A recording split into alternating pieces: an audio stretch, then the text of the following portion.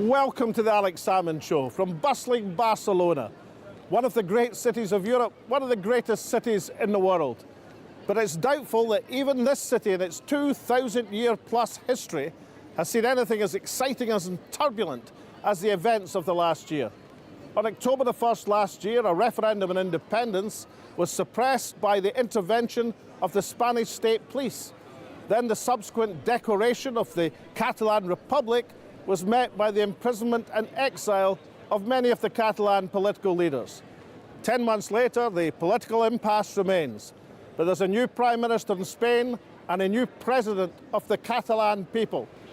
Today, in this magnificent setting of the Generalitat of Catalonia, I asked President Quim Torra for his strategy of how to achieve his dream of a Catalan Republic. Thank you very much, sir. Thank you.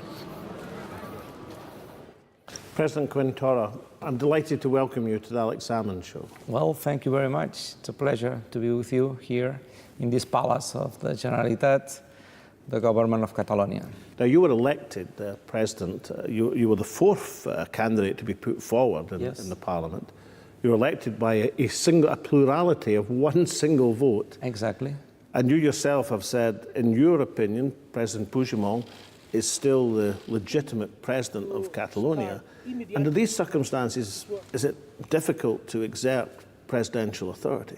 So I think that what is normal, what is exceptional now in Catalonia is our political situation. You know, there are political prisoners in jail in Spain, Democrats, politicals that they only wanted to let the Catalan vote and are in prison now. There are people in exile as well, and there are thousands and thousands of Catalans being persecuted, investigated by the Spanish police, etc. So we are living in a very, let's say, critical political moment in Catalonia, and I think that this is the point. And this symbol you're wearing in your lapel, which we see all around Catalonia, is this the symbol of those who've been imprisoned and incarcerated, the politicians and campaigners? Yes, exactly. This is the yellow ribbon that we wear. This is the situation is for demanding the freedom for our colleagues that are in prison, demanding the coming back, the exiles, and demanding coming back the democracy and the freedom of expression in Catalonia as well. Now, President Torra, as you say, you've come into the office in exceptional and exceptionally difficult circumstances. What is your strategy to try and get Catalonia back on the road to be able to choose to have an independent republic? Which is your aim? We are here because there's a democratic mandate that come after the last election with and the voters they voted for politicians that continue the process of independence that was beginning 5-6 years ago. In the last 3 elections, the independentist parties in Catalonia have won the elections. So we think that the people has expressed their support to the idea of the Catalan Republic, and that's the aim of our government, to go ahead, to go on in what we think that is the mandate that the people is asking us to do for. The independence parties, there are 3 main independence parties. Yes. You famously are not a member of a political party. No, not at all. Is this an advantage in being able to coalesce that independence grouping together as the president? I came from the basis of this independence movement. I used to work with Muriel Casals, one of the former presidents of Òmnium Cultural, one of the main important social association for the independence movement. I am member of the Catalan National Assembly, that is the second largest, let's say, association for the independence. Well, now I'm in the position to hear what the people is asking us to do for. Now, you're the new president, but there is also a new prime minister in Spain, Pedro Sánchez. Does that open up the possibility of dialogue, which clearly hasn't been there over the past few years? Yeah, exactly. I had a meeting with Mr. Sanchez. So for the first time in many years, we had the opportunity to sit together around the same table and to talk about everything. This is a good starting point. We agreed that this is a political issue that should be solved politically. Now there's starting this dialogue between Catalonia and Spain. But now we should see facts from the Spanish government, and we will be there. We will be there to talk about everything. Let me take you back to another key moment. That was the 1st of October last year. Yes, exactly. On the day of the referendum, with the activities of the Spanish state police, which everyone in the world saw on the television screens. Where were you? What were you doing? And what was your immediate reaction to what you were saying? Well, with more than 2 million people, I was in the school that is supposed that was my polling station. With my family and other friends, we occupied this school from Friday evening just to assure that all our neighbors and all our friends could vote. In defending the ballot box. Defending, exactly. This was the idea. Let's be there, because if we are not there, probably the police should close the door and it would be impossible to vote peaceful and freely. We were determined to defend people to vote, and we did it. Let me take you forward a few weeks to the declaration of a Catalan Republic following on the referendum, and then within a few days the arrest or exile and then imprisonment of many political leaders in Catalonia. Did you go from an exuberant high to a great depression as you saw events unfold? The society was shocked. I think that after some weeks, we started to recover ourselves. We started to wear this yellow ribbon. We start to think that we should do many things. And now independence Catalan movement is every day doing thousands of activities around Catalonia, expressing their support to the political prisoners, to the people of exile. In your negotiations, conversations thus far with Prime Minister Sanchez, is the release of the political prisoners a prerequisite of having substantial negotiations from your perspective? We think that the political prisoners should be free this evening, should be free tomorrow. We are not negotiating it in any circumstances, because if we negotiate about the freedom of the prisoners, in a certain way we are admitting that they are in prison for some reasons. In fact, this is not my opinion. This is not the opinion of the independentist movement in Catalonia. This is the opinion of the justice of Germany. This is the opinion of the justice of Switzerland. This is the opinion of the justice of Belgium and Scotland as well. So we see that in 4 countries in Europe, justice is going in one direction, and in Spain, justice is going just in the opposite direction. And who is right? Europe or Spain in this remark? Because Mr. Puigdemont, I'm going to see him is a free citizen now, that he can move around Europe. Except in Spain. Except Spain. Imagine, except Spain. But even so, would you regard the suspension of the requests for European arrest warrants as a de-escalation? Or do you fear that they may be reactivated at some point over the next few months? For us, for the Catalans, is the same having Mr. Sanchez or having Mr. Rajoy. Now it's turn for Mr. Sanchez to demonstrate, not only to the Catalans, I think that to the world, that things in Spain can be done in a different way than from the Conservative Party. Well, let's assume for the sake of argument that I was the Prime Minister of Spain. And I say to you, I say, look, Mr. President, I've been thinking about how to come to a settlement. And I've been thinking back to the Constitutional Court suspension of an agreed statute of autonomy. I've been thinking about what happened in the 1st of October last year, and I've been thinking about the political prisoners' nose in exile. And I think it's time to revive the settlement that we were agreed on, which had been passed in Catalonia in a referendum.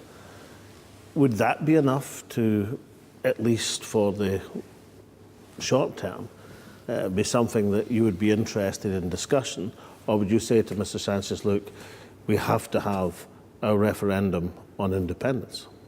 An answer should be done by the Spanish government because we won't self-determinate. In fact, we self-determinated the 1st of October. And we can negotiate about this referendum, okay, and the political declaration of independence of the 27th of October by an agreed referendum from the Spanish government. This could be a solution. So let me be clear about what you're saying. You're saying that if there was to be an agreement about having a referendum at some point in the future, which was acknowledged and accepted as legal and binding by the Spanish government, then you would be prepared to put aside all decisions that had been made to date with regard to the previous referendum. This is a reasonable deal, I think, for trying to solve this issue politically, as we agreed, President Sanchez and myself. The case of Catalonia has had pretty short shrift. It's had pretty negative reaction from the leadership of most European countries and from the European Union institutions. Do you think that that is set by the fact that Spain is a loyal European Union member and the European Commission doesn't cross a loyal European member? We know how difficult it is to be a new state in our days. Of course, we know how many sacrifices the Catalan people should do in the future if we want to be independent, logically. But we know as well the real politics, how it is. So if we are determined to be independent, and if we really have the strength, have the determination, have even the aim to suffer the sacrifices that probably we will have to do to be independent, then I don't have any doubt that at the end the European Union should accept Catalonia as a member of this club of states. And finally, Mr. President, you said something very important, which was that the case for independence, for self-determination, had increasingly moved on to be a community case about democracy, about participation. Absolutely. In contrast, with which many would see as the defects of the Spanish political system, and indeed other political systems elsewhere. But you yourself have been criticised in the past for writings which were apparently objectionable to Catalans with a Spanish orientation. What can you do, because you're now the president of all of Catalonia, what can you do to unite opinion across Catalonia to say this democratic dream that we have, this participative democracy, is a substantially superior vision and inclusive of all people in Catalonia? I used to say that the same freedom that I want for Catalonia, I want the same for the Spanish people. And now freedom in the Iberic Peninsula means republic.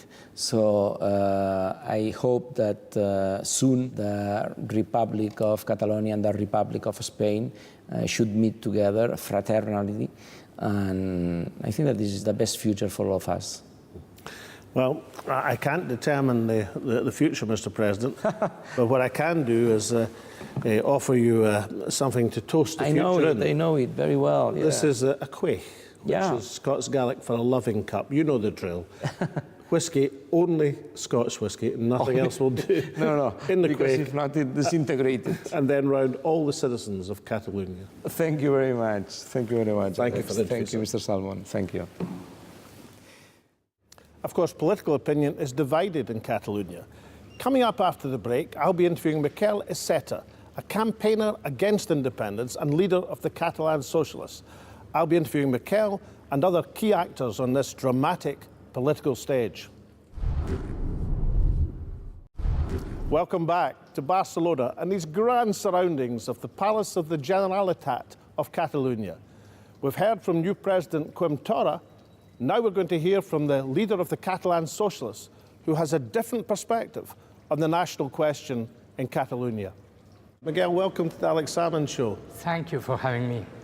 Now, your party position is you're opposed to Catalan independence, but equally you are very unhappy with the Rajoy government, the Popular Party government's response last year to the Catalan referendum. Why are you opposed to Catalan independence? I don't think that to separate from Spain would be any good for Catalonia. Catalonia can be greater and bigger throughout the belonging in Spain and in the European Union. I don't believe that a small country in this difficult world would survive better alone. So, October the 1st last year, when you witnessed scenes that we saw around the world, what was your thought as the socialist leader in Catalonia? Well, I was very worried about the breaking of the rule of law that pro-independence parties forced upon everyone. And I was also very concerned about the no-response, the non-political response of the Popular Party. And the worst day of this period was the 1st of October, when the Popular Party decided to go against a referendum by using the police force upon people that wanted to vote. And you must address the issue telling the pro-independence people there is another way to reach your goals and to be better together. We've been lucky enough to have a changement in the government of Spain, and the new government chaired by Pedro Sánchez of the Socialist Party says, I'm willing to engage into a political dialogue. I think it's the good answer. What is your message to your party colleague, Senor Sánchez, the new Prime Minister of Spain, as to the dialogue that he should initiate with the leaders of Catalonia? There won't be any solution that can't be voted by the Catalan people. I think the vote mustn't be on independence, but into what in Scotland you say a Devo Max solution. We would like Spain to develop into a federal state. And I think in this way we can find the solution for a majority of Catalan people. And so what's the Assetto plan? I mean, are you going to try and reset the clock back to 2010? Is that a way forward? Or is there some other rabbit you can pull out the hat? No, I don't think that wouldn't be enough, because for many Catalan people, to go back is not really a good solution. But I think we have a problem of having more self-government, a better financing, and a position to influence into Spanish politics bigger than we have now as Catalan people. And that's why we feel that we don't need just a reform of the Catalan Statute of Autonomy, but also a reform of the Spanish Constitution. At the end, I think it's the only way out of this problem. You and I have looked at many political systems across the world, and it is very unusual to have that number of people on the streets, whatever the point of view. I mean, that is a sign of a very, very politically active and aware community. Yes, and I think I'm not for independence, but I've always acknowledged the capacity of the pro-independence people to put up these marches and this grassroots organization. They've done things very good and very peacefully.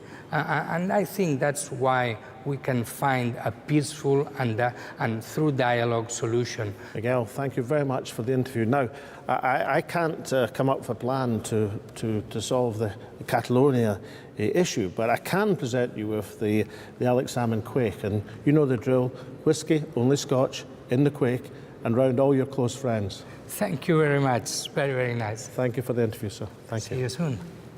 I'm now delighted to be joined by Elisenda Pelusier, the President of the Catalan National Assembly. Welcome to the Alex Salmond Show, Elisenda. Thank you very much for inviting me to this show. You're a campaigning organisation, a civic organisation, quite apart from the political parties.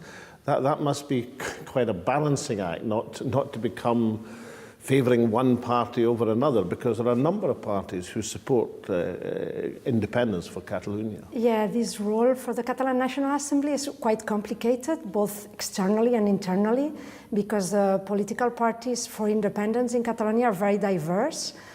We have three main groups and several parties, and the Catalan National Assembly has to be independent of all of them, and at the same time try to push their political agenda for agreements to get the objective of independence. Where does the role of the Catalan National Assembly lie now? What's your key source of activities out with the political party context? Yeah. At present, most of our agenda has been centered in the last months in showing support and solidarity to the political prisoners and the exiles, like raising money for their families and holding demonstrations asking for their freedom. The other people who are in prison or in exile, have they been from the political parties who are the ministers or office bearers in the Parliament, as opposed, or do you have some of your own members? We have our own members in jail. The only thing Jordi Cuixart and Jordi Sánchez, as presidents of Catalan National Assembly and Òmnium Cultural did, was organizing the Yes campaign and organizing peaceful demonstrations in the streets of Catalonia. And how about your future activities for the Catalan National Assembly? How do you see the politics and the constitution of Catalonia playing out over the next few years? I think that the political repression is giving us more arguments in our fight for self-determination and independence. So I think that international political opinion is going to be more prepared to understand why Catalans want independence than they were in the past. So how would you see, as president of the Catalan National Assembly, how do you see this struggle continuing? How do you see the politics emerging? And can you see a light at the end of the tunnel? Can you see a route, a strategy that will get you towards your objective of independence? I think that we have to be persistent, we have to be coherent, we have to work a lot, we have to be intelligent, and we will get it in the end, independence. Now, I don't know, this is a quaich. You know the drill, only Scotch whisky in the quaich. I don't think it'll be big enough to pass around your entire demonstration in September, but thank you so much for being on the Alex Salmond Show. Thanks for inviting us. Thank you very much. I'm now delighted to be joined by Ernest Maragall, the new Catalan Foreign Minister. Minister, you had a distinguished career in socialist politics in Catalonia, and before you moved to the Republican left. Can you tell us a bit about that transition in your thinking? That's not me that have changed. I am still a socialist in all the senses you can imagine. It's the Socialist Party that has changed. I have been always socialist, but also Catalanist. You come in as the new foreign minister in a tricky situation.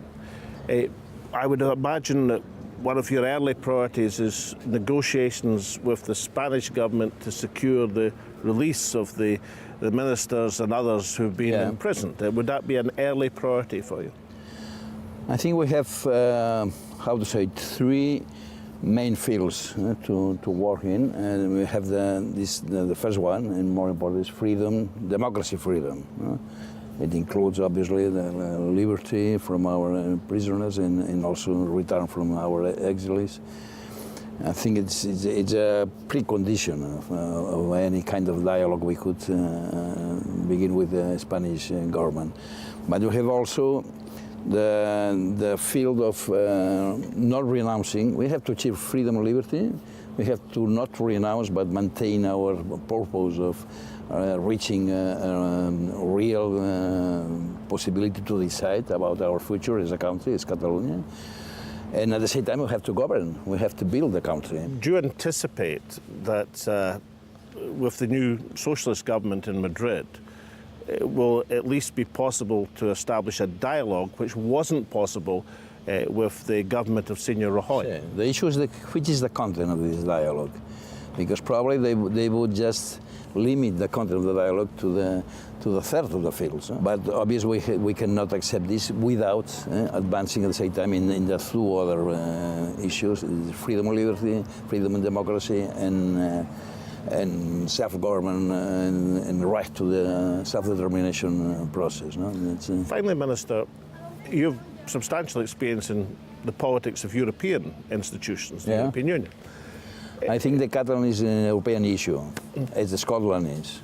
Well, do you detect an irony that Catalonia, anxious to be part of the European home, is finding it very difficult to get purchase in European institutions? Well, the United Kingdom, which voted at least by majority to leave the European structures, is finding it very difficult to leave. Is there an irony in this? There is an argument to encourage you as Scottish people to join us in a pro-European, a pro-new European Union. No? Well, Minister, I wish you well in your endeavours. And to help you on the way, I present you with the Alex Salmond Quake and the drill whiskey, only Scotch. Only Scotch. Only Scotch. No other whiskey works. And then pass it round your many friends. Not Thank you very much. Thank you, Mr. Salmond. The grandeur of these surroundings and the palace of the Generalitat of Catalonia should not disguise the fact there is still a febrile political atmosphere. The vast majority of Catalans want the right to determine their own future, even if they are divided on what that decision and determination should be. We've heard from the new president about his strategy for achieving his dream of an independent republic.